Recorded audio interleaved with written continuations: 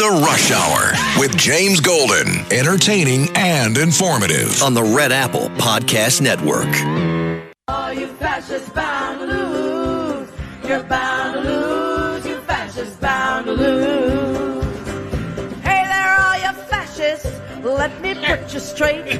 When you come for the rest of us, we'll fight you at the gate and you will lose. You fascists bound to lose. Oh, you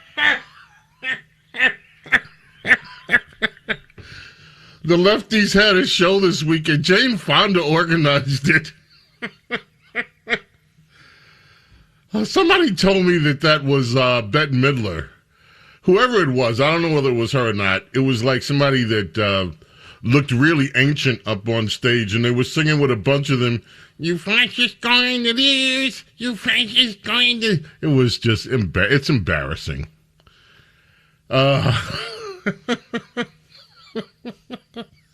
That was the entertainment. I think this thing was called I forgot already. The sing and dance, the run out of time while we're still old. I don't know. It's something in a counter to the UFC show that was on the White House lawn. Speaking of that,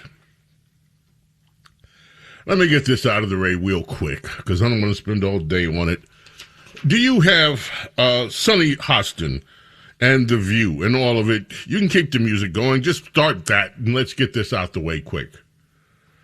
Cut 3 or 14 or whatever it is. Yeah. Last night, you know who celebrated his 80th birthday at an event billed as UFC Freedom 250, featuring cage matches on the South Lawn of the White House.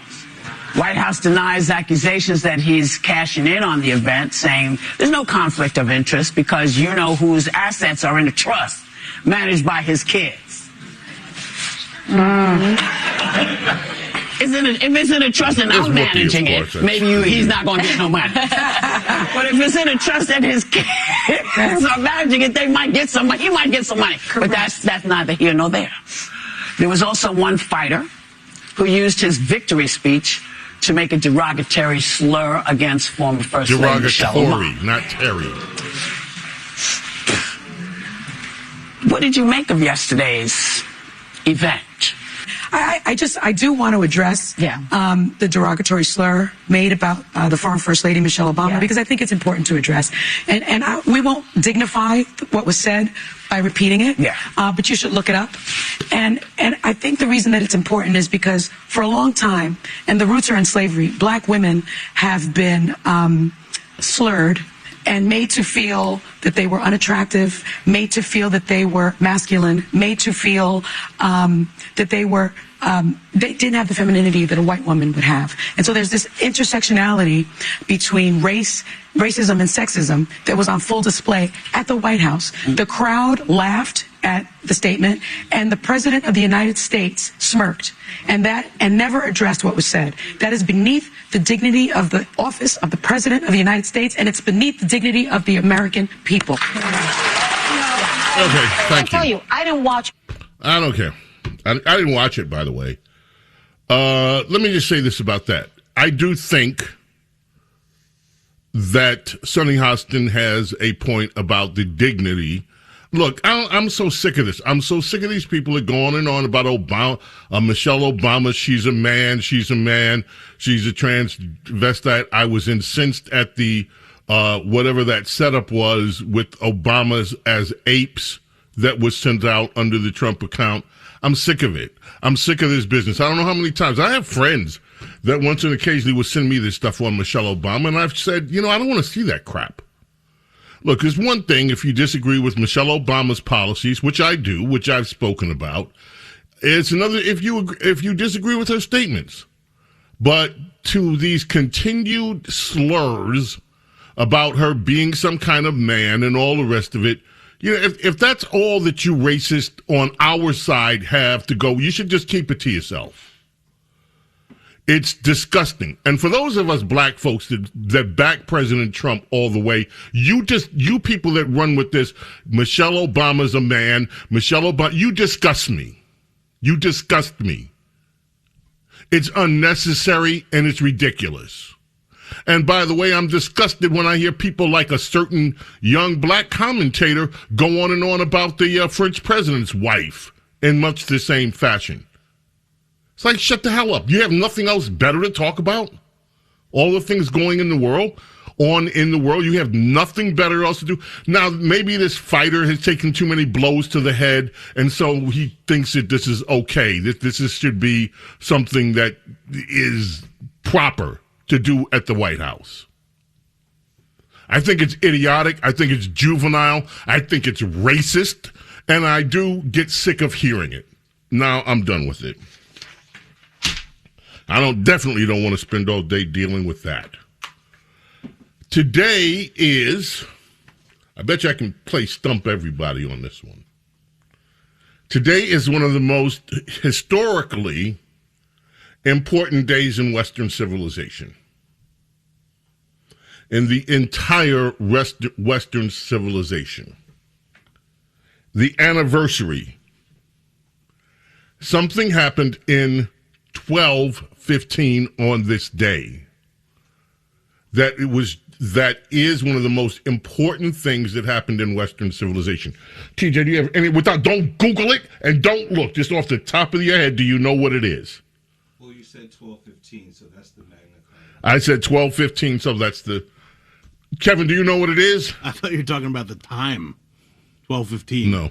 Like quarter past noon. No. I was going to say Ice Cube was born. That's it. Pivotal moment. Have you seen Are We There Yet? That's a great movie.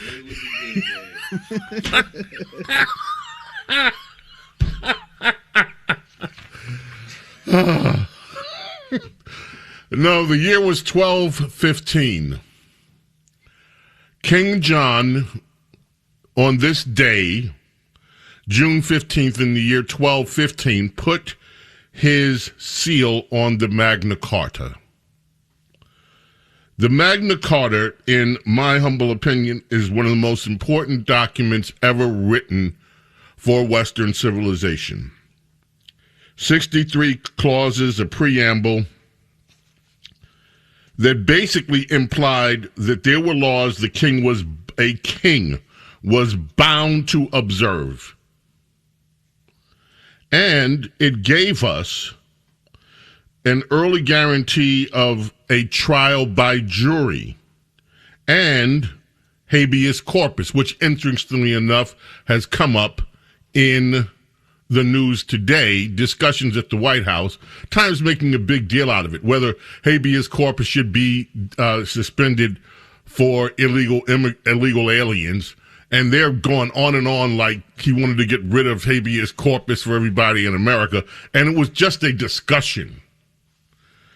But this is a demarcation of what was total feudal society run by monarchs and with just, hey, we're God on earth because we are anointed by God, to where now you have the beginnings of what would be, and in the case of the Magna Carta, it continued to have profound, the king walked it back years later, but then it was re-signed, redone. This is the earliest representation of what English jurisprudence came from, and that, of course, gave birth to America's jurisprudence and set the stage for democracy around the world. This document on this day, the impact of it, and I'm just hitting one or two bullet points. The impact of this document has spread into almost every aspect of Western society's formation. Quite amazing.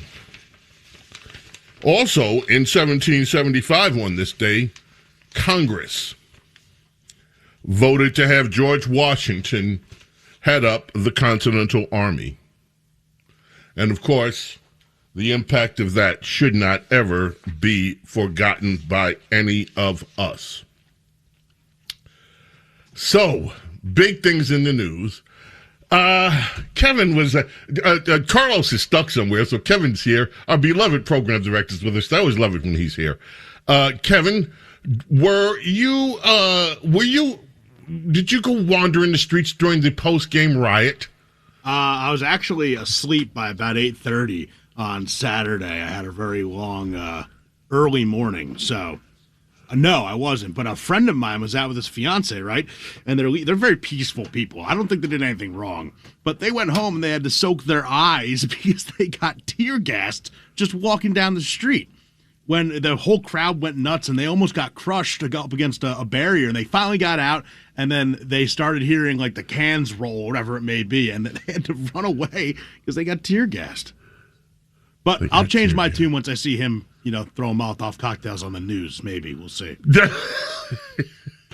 So is everybody happy now? The fire damage wasn't very extensive. We only had, how many people got killed? Only one or two. So it's not out of the ordinary for New York afternoon, night. And what else? Fires. You had a mob of savages taking apart a school bus. You had, I guess that's the way they celebrate now. But it was a big deal. And I have a stupid question. Why do they call it the NBA Finals instead of just calling it the championship? I don't know. They call it the Super Bowl instead of the NFL championship. And then there's but that at least everybody knows what that is. Finals is like finals. It's like an exam. Yeah, it sounds like finals a test in Spanish or something. Yeah. Because I kept thinking, this is going to sound really stupid. I kept thinking that after the finals, then that they would play the championship. Because championship. And then I was like, wait a minute, why is everybody getting so excited because they won a final? Because, stupid, it was the championship. That team, and where did they play? What, the Spurriers? Or the who? The who? The Spurs. The Spurs. Who the hell names a team a Spur? Cowboys. Huh? It's not like Cowboys. Don't say Cowboys in the same sentence like Dallas Cowboys, like Dallas would name their team the Dallas Spurs. I mean, a spur is not something that you really want to name yourself. But anyway, they must feel really bad in Texas because they got really mollywopped. That's a name I haven't heard in a long time. They got mollywopped. And by the way, do you know that there's cultural appropriation? I found out. I asked questions why the New York Knickerbockers changed their name. First of all, Kevin, say Knickerbockers 4 times fast. No. Absolutely not.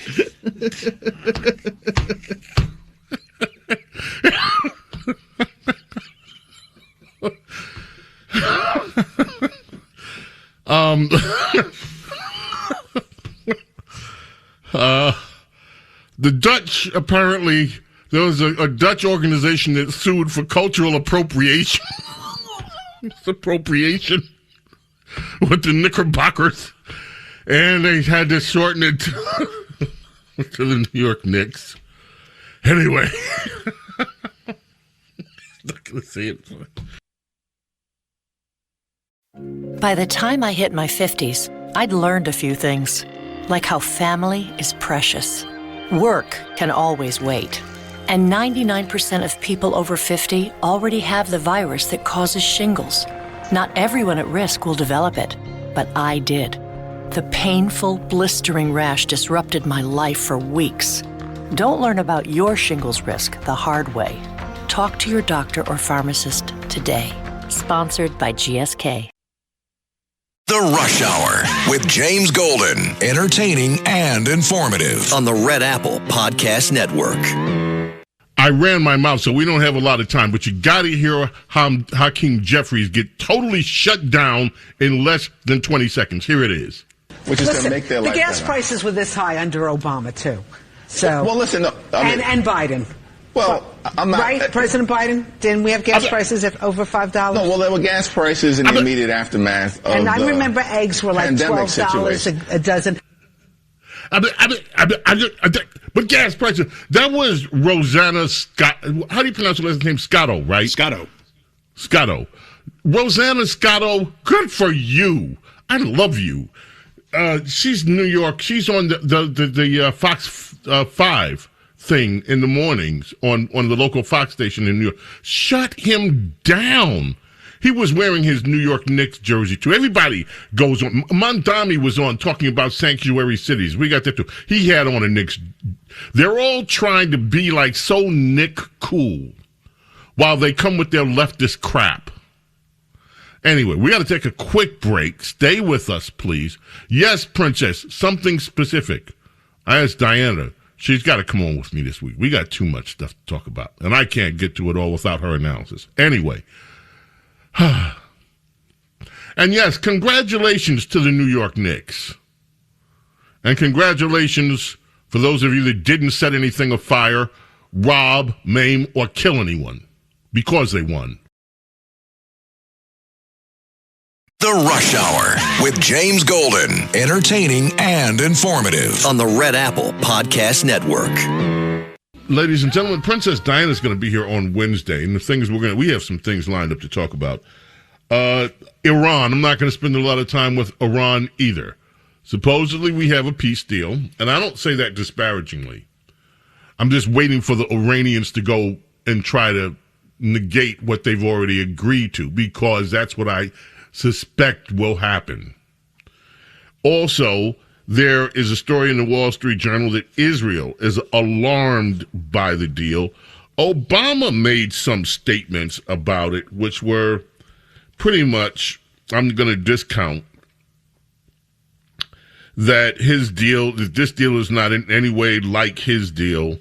In fact, we have that. Cut 2, let's listen to just some of it, please. I don't want to hear Obama too much on it, but let's go. So right now, President Trump is on his way to the G7 summit after reaching a deal with Iran. Trump reportedly telling the New York Times the deal will still allow Iran to continue enriching uranium for non-military purposes. Former President Obama casting doubt on how it's different from his own deal. It is doubtful that any agreement that arises is going to be significantly different or a significant improvement from the deal that we had in the first place and had worked for a long stretch of time before the United States pulled out of it. Let's bring in Fox News contributor Mark Thiessen. Mark, I would say this to the former president's point. The difference is that the president dismantled their military in full. Of course, you got some missiles still left, and it takes away the uranium that is there. So I would say that's the key difference, right? Well, first of all, it's the exact same deal except for 14,000 military strikes that buried their entire nuclear program under rubble so deep that the Iranians have told us that they actually can't get to it. If we want the nuclear dust, we're going to have to come in and get it. Destroyed 82% of their defense industrial base, sunk their entire navy, grounded their entire air force, and also, by the way, the Ayatollah Khamenei, Qasem Soleimani, and like the top 2 tiers of their leadership are dead. But other than that, it's exactly like the Obama nuclear deal. Okay, that's enough. Great point. We don't have to stay with it. Yes, it's not like the Obama deal. Okay, moving on from. I'm not expecting the Iranians to keep their word. Just not. We shall see. But supposedly the Strait of Hormuz is going to be reopened. We did not come out with Carg Island. And a lot of people on the critical side are saying, well, Iran's leadership is still in place. I'm not one of those that's being critical about any of this. We have got a lot further than we were, and Iran is crippled. They're crippled. So, good deal. Over across the pond, we had something unusual that happened. Cut 11. This is what took place across the pond in the wee hours between yesterday and today. Every parent wants the best for their kids. That's what true. Being a parent means. That's and what for it means. me, for my 2 kids, Yes. all I've ever wanted, hand on heart, is for them to be safe and for them to be happy. And the rest is up to them. But, you know, I think back to when I was growing up, and I have to say, I think we had it easier. These days, kids have to find their feet in a world that changes so quickly, where technology intrudes into every area of their lives. Right. And we know that harms them. We do. The response from parents in the consultation has been absolutely clear. Thousands of parents say their children are addicted to social media. It can leave them trapped in a cycle of endless scrolling that displaces play, sleep, and time with the family. It can harm their mental health. And frankly, parents need our support on this. That is why today, the government has decided to ban social media access for children under 16. Oh, my word. It's a big step for our country. Yes, it is. Now, it's not an easy thing to do. I'll be honest Why about not? that. What? We haven't rushed into it. We've looked carefully at the evidence. And we'll have to adapt our approach as technology changes. Learn from other countries which are taking similar steps. And it's fair to say that this decision has been resisted, and it will face resistance from some of the most powerful companies in the world. Yes. But we will take them on, and we will win. Because the need for action could not be any clearer. Social media is making our children unhappy and unsafe. And as a parent, as much as a Prime Minister, I just can't let that go on anymore. Because our children deserve better. They deserve a happy, safe childhood in a stronger, fairer Britain. Well, I can't believe it's finally happened. You know, down there in Australia, down under, they've done something similar. And now it's happening across the pond. Because, you see, ladies and gentlemen, you are not capable of parenting your kids. We all want our kids to be happy. And the only way that your kids can be happy is if they don't have technology. If they are not left to endless scrolling because it interrupts with family time. And parents are too ill-equipped. Parents don't know how to say to their children, here, turn that blooming on, or give me that tablet, give me that iPad, come on, turn it off. They don't know how to tell their children basic things like, come on, bloke, turn it off. So parents, you see, need the government to make parenting decisions. Because if the government won't make parenting decisions, who else can make parenting decisions but the government? And, by the way, here's the good thing about it. We know that if the government tells children, well, hey, kiddies, look, kiddies, you're not allowed to go on social media anymore. No more Facebook for you. No more. What? They're not even on Facebook anymore because the old people took that over. I don't know what they're on these days. Oh, no more TikTok for you. You're not going to be able to go on Reddit and read the rantings of Spencer. What's his name? No, not Spencer. Graham. Do you know that guy running for Maine? Quick aside. You know that guy? Another post on Reddit has been found where he mocked a young girl that was committing suicide. Democrats, this guy that you have running for Senate in Maine is a trip. Anyway, the only way we can protect our children, you see, there's only one way to protect the children, and that's to ban them from social media. And the children, well, they're going to obey. Keir Starmer said, no more TikTok for you. And all little British kids are going to say, okay, Keir, yes, sir, we're going to stay off social media altogether because you said so.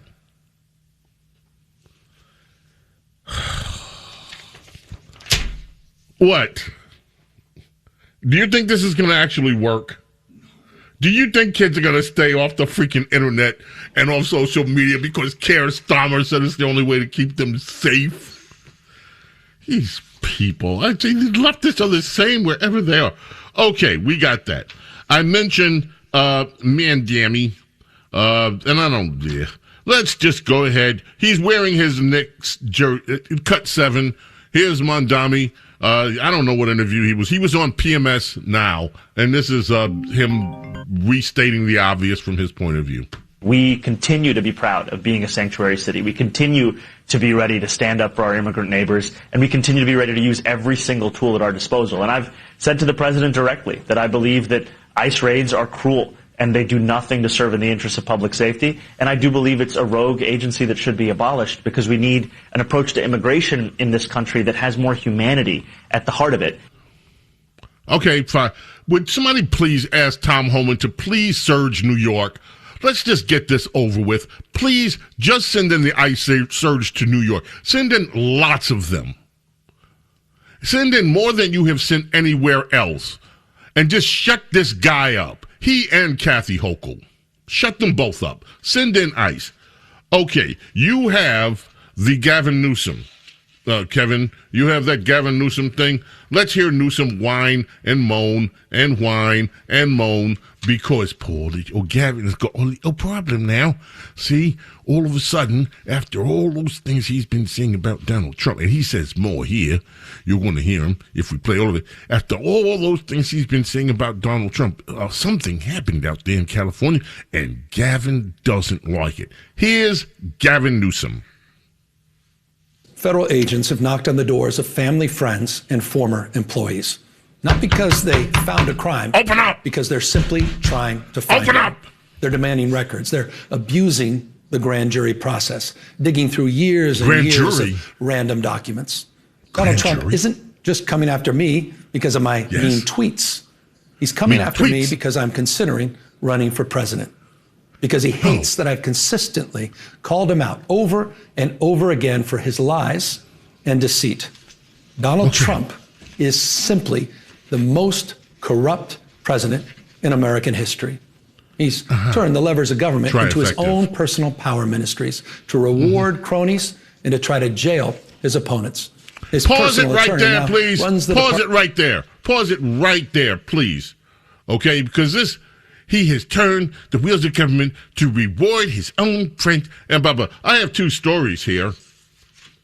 Here's one story from the New York Post that was published in March of this year, ladies and gentlemen. March 10th of this year, this very year. Here's the headline from that story from the New York Post.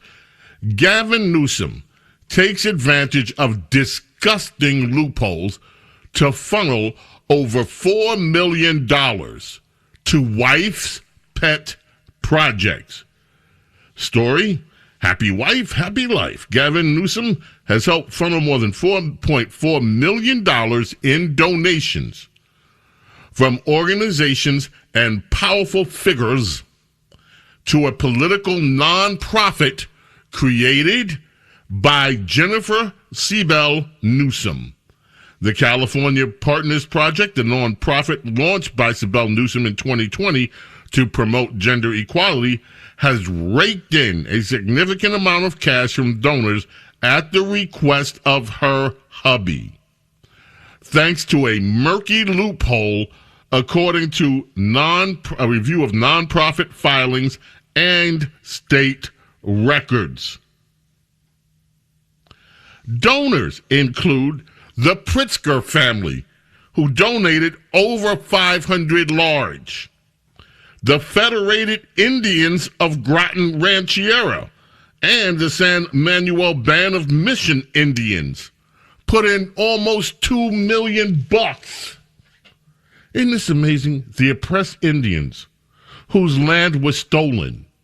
I know that because at the last Grammy Award, Billie Eilish told us that it's all stolen land.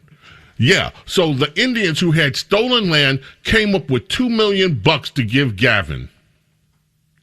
And meanwhile, he's complaining. We'll have more on this as it goes on. But Gavin, something smells rotten in Denmark. Well, in California, in Sacramento. We'll be right back, folks. James Golden, Snerdley here.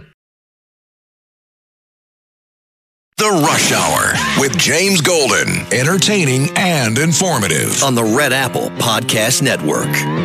Kai Sakamoto, in 1963, started 3 weeks at number 1 with this one, the first ever Japanese song to go to number 1 in America, Sukiyaki. It also went up to in the top 10 overseas in Britain. Beautiful song. Very beautiful song. Okay, some of the we're going to continue dealing with Mr. Newsom and his wife. He unleashed an attack on Donald Trump that went on for 3-4 minutes. So I have the rest of it tomorrow if we get into it. We didn't have a chance to get to Joy Reid today in her rant. She's itching and moaning because a lot of her media heroes like Scott Pelley have been released from their gigs, and she is moaning about her own firing from the former PMS NBC, currently PMS Now. She's still quite unhappy about that. Also didn't get to Jim Acosta. You know, Jim Acosta held a live streaming event to watch Trump's name being taken off the Kennedy Center. He compared it to the Berlin Wall being coming down. Trump's name coming down to the Berlin Wall coming down. That's Jim Acosta in his mind. Okay, ladies and gentlemen, it is time. We told you it was coming. Here it is. The clip of the day. You want to hear it. It's the clip of the day. And today's clip of the day goes right to the Hollywood celebrity list. None other. It was at this big counter event that was held last night it was a different event. But anyway, it's still the same. Robert De Niro was speaking. Here is Robert De Niro, actor. The phrase, "we all love our country," stuck in my throat. Because our country isn't so lovable right now. I hate to say it, but loving our country is starting to sound like an abused spouse saying they love their abuser.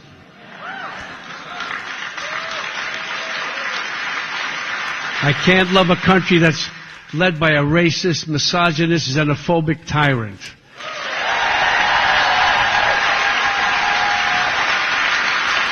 And let me just say it. I can't love the country that's led by Donald Trump and his...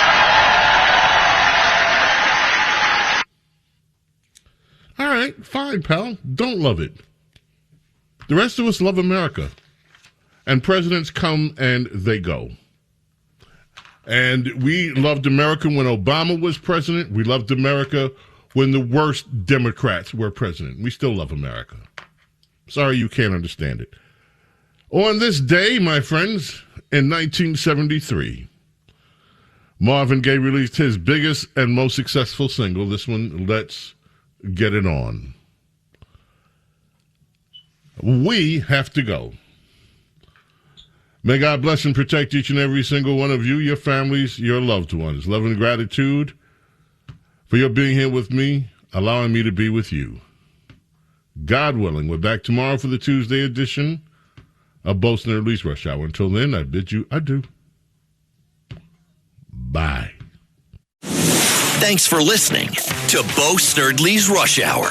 You can hear Bo Snerdley's Rush Hour weekdays at 4 on 77 WABC. If you like the podcast, share it with your friends and listen anytime at WABCRadio.com and download the WABC Radio app. Hit that subscribe button on all major podcast platforms. Plus, follow WABC on social on Instagram, TikTok, Facebook, and X. See you next time for a new episode so you never have to wonder. What the heck is going on here?